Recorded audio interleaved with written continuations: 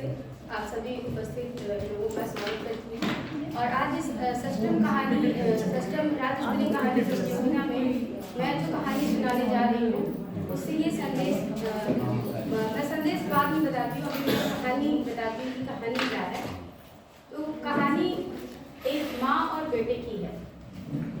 एक गरीब माँ थी जो अपने बेटे के साथ एक गांव में रहती थी। वह लोगों के घर में काम किया करती थी और वहाँ से जो भी पैसे उससे मिलते थे उससे वो अपने घर का खर्च चलाया करती थी। पर उसे मन में इस बात का हमेशा ही दुख रहता था कि वो अपने बेटे के लिए कुछ खरीद नहीं पाती थी। जैसा और बच्चे खिलौने वगैरह खेलते हैं वो उन बच्चों की तरह अपने बच्चे के लिए खिलौने नहीं ले पाती थी। इसका दुख उसे हमेशा बना रहता था। एक दिन उसे काम के बदले अनाज मिला, तो वो अनाज बेचने के लिए बाजार जा रही थी जिससे वो कुछ पैसे ला सके। बाजार जाते समय बेटा दौड़ता हुआ उसके पास आया और बोलता है, माँ तुम बाजार जा रही हो, मेरे लिए क्या लेकर आओगी? माँ का दिल द्रवित हो जाता है और उसकी आंखों में आंसू आ जाते हैं क्योंकि उसके पास उतने पैसे नहीं होते हैं कि वो कुछ ला सके। पर फिर भी वो बच्चे से कहती है कि बता बेटा मुझे क्या लाना है। वो बोलता है, माँ तू मेरे लिए एक ढोल ले आना। माँ को पता था कि वो अपने बच्चे के लिए कभी ढोल नहीं ला पाएगी क्योंकि उसके पास उतने पैसे नहीं थे। पर फिर भी वो बिना कुछ कहे और ठीक है कहकर चली जाती है। वो बाजार जाती है, वहाँ पर वो अनाज बेचती है और अनाज बेचने के बाद उसे कुछ पैसे जो मिलते हैं उससे वो कुछ राशन खरीदती है और बड़े ही दुखी मन से रास्ते में वापस लौटती है, यह सोचते हुए कि वो अपने बच्चे के लिए कुछ नहीं ले पाई।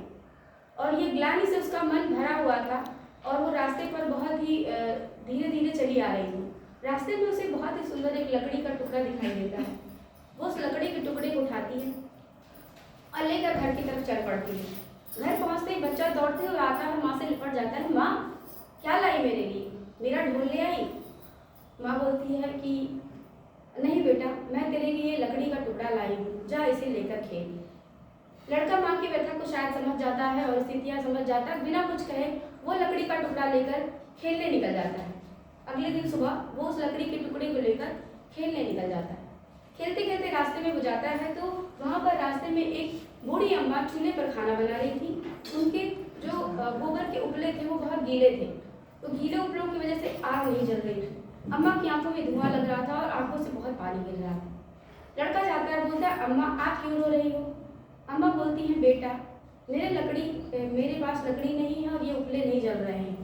तो वो लड़का अपनी लकड़ी उस अम्मा को दे देता है और कहता है, अम्मा आप ये लकड़ी लगा लो, आपके चूल्हे जल जाएंगे। लकड़ी दे देता है, लकड़ी लगाती है अम्मा और सूखी लकड़ी से थोड़ी आग पकड़ लेती है और रोटियां बनाती है अम्मा उस पर। तो वो अम्मा उसे 2 रोटी दे देती, कहती है, बेटा मेरी तरफ से ये रोटी ले जा। लड़का हाथ में रोटी लेकर के खेलता हुआ आगे चला जाता है। रास्ते में उसे एक रोता हुआ बच्चा दिखाई देता है, तो पता चलता है क्या कि उसे पूछने पर कि वो कुम्हारिन का लड़का था और उसकी माँ उसके पास उसे देने के लिए खाने के लिए कुछ भी नहीं था, तो वो लड़का भूख के मारे रो रहा था। उसकी माँ बोलती है, बेटा मेरे पास कुछ भी है नहीं और इसलिए मेरा बेटा भूख के मारे रो रहा है। तो वो लड़का बोलता है कि काकी मेरे पास एक रोटी है, मैं इसे दे देता हूँ और ये चुप हो जाएगा। वो अपनी रोटी उसको दे देता है, रोटी दे देता है, लड़का चुप हो जाता है और रोटी खाने लगता है। बदले में वो कुम्हारिन उसे एक घड़ा देती है। वो घड़ा बजाता हुआ खेलता हुआ नदी के किनारे पहुंचता है। नदी के किनारे धोबी और धोबी झगड़ा कर रहे थे। दोनों आपस में पूछता है कि काकी काका तुम लोग झगड़ा क्यों कर रहे हो? वो धोबी बोलती है, अरे बेटा इसने शराब के नशे में आकर घड़ा फोड़ दिया है, अब मैं कपड़े कैसे उबालूंगी, मैं कपड़े कैसे धोऊंगी? तो फिर क्या होता है, उसने कहता है कोई बात नहीं, आप मेरा घड़ा रख लो। बदले में धोबी उसे एक कोट देते हैं, कहते हैं बेटा मेरी तरफ से, धोबी कहती है बेटा मेरी तरफ से तुम ये ले जाओ। वो कोट लेकर के कंधे पर रखकर फिर खेलता हुआ जा रहा है। रास्ते में एक पुल पड़ता है। पुल पर एक आदमी बिना कुर्ते के एक घोड़ा लेकर बैठा हुआ था। तो वो पूछता है कि अरे काका ऐसे क्यों बैठे हो, तुम्हारे कपड़े कहाँ गए और तुम सिर्फ घोड़ा लेकर बैठे हो? तो बोलता है कि बेटा रास्ते में मुझे लुटेरों ने लूट लिया, सब कुछ ले लिया, मेरे कपड़े तक उतरवा लिए।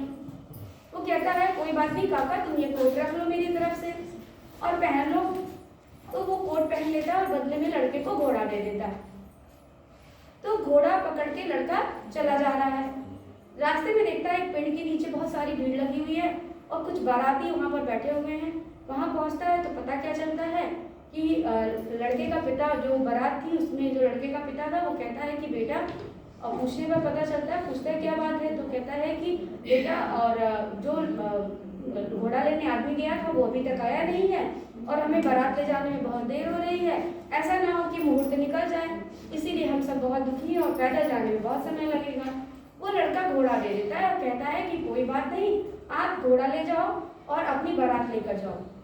सब बहुत खुश हो जाते हैं और नाचने गाने लगते हैं, बाजा बजने लगता है, ढोल वगैरह बजने लगते हैं। फिर वो लड़के दूल्हा पूछता है कि तुम ये बताओ बेटा कि तुम्हें क्या चाहिए, मैं तुम्हें क्या दे सकता हूँ, तुमने मेरी इतनी मदद की है। तब वो लड़का कहता है कि अगर आप मुझे देना चाहते हैं तो मुझे ये जो ढोल बजा रहा है, ये ढोल मुझे दे दीजिए। उसके बाद वो बहुत खुश होकर वो ढोल उसे दे देते हैं और लड़का बहुत खुशी से ढोल बजाता हुआ दौड़ता हुआ अपनी माँ के पास जाता है और अपनी सारी कहानी सुनाता है कि कैसे उस लकड़ी के सुंदर से टुकड़े से उसने ढोल को प्राप्त किया। माँ उसे रोते हुए अपने गले से लगा लेती है। तो इस तरह से ये कहानी से हमें ये शिक्षा मिलती है कि हमें निस्वार्थ भाव से सबकी सहायता करनी चाहिए। जो चीज़ हमारे पास उपलब्ध है उसी से हमें सबकी सहायता करनी चाहिए। वो हमारे कर्मों का प्रतिफल हमें जरूर प्राप्त होता है। हम अच्छा करेंगे तो हमारे साथ अच्छा ही होगा। इस तरह से उस लड़के के पास जो भी चीज़ उपलब्ध थी उससे वो लोगों की सेवा करता रहा और अंत में उसे वो प्राप्त हुआ जिसे वो दिल से चाहता था।